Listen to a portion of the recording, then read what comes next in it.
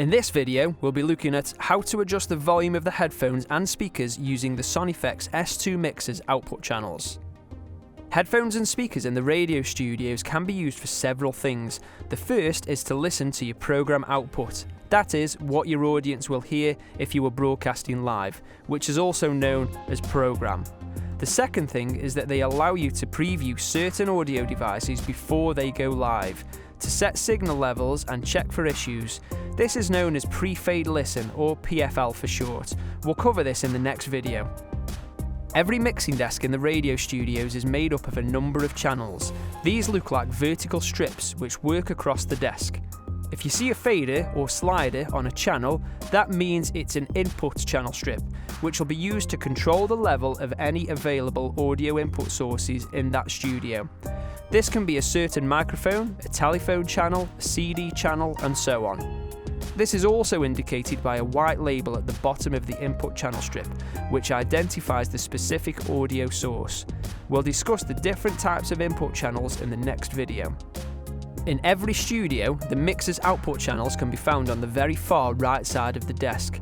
These look different to the input channels because they don't have any faders or sliders. Instead, each output channel has two rotary faders or pot controllers, which are also commonly referred to as volume knobs. Looking closely at these volume knobs, you'll see the words monitor for the top control and phones for the bottom.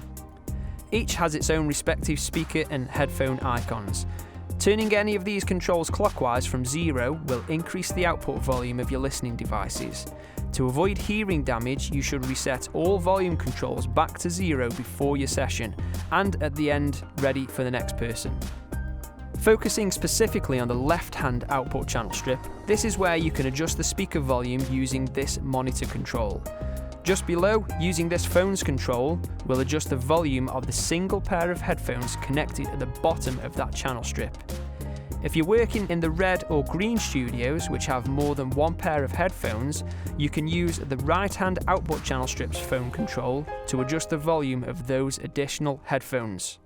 You'll notice a red mute LED between the two controls. This illuminates when any studio mics are in use when they've been activated using their corresponding mic input channels. When this happens, the audio signal that's sent to the speakers is muted, which is intentional, and is used to avoid any audio feedback loops. With that in mind, it's really important that you use your headphones when any mics are active and live. In this lesson, we've looked at how to adjust the volume of the headphones and speakers using the Sonifex S2 Mixer's output channels. Coming up next, we'll take a look at the different input channels that we have available and how to use the different controls that are found on an input channel strip.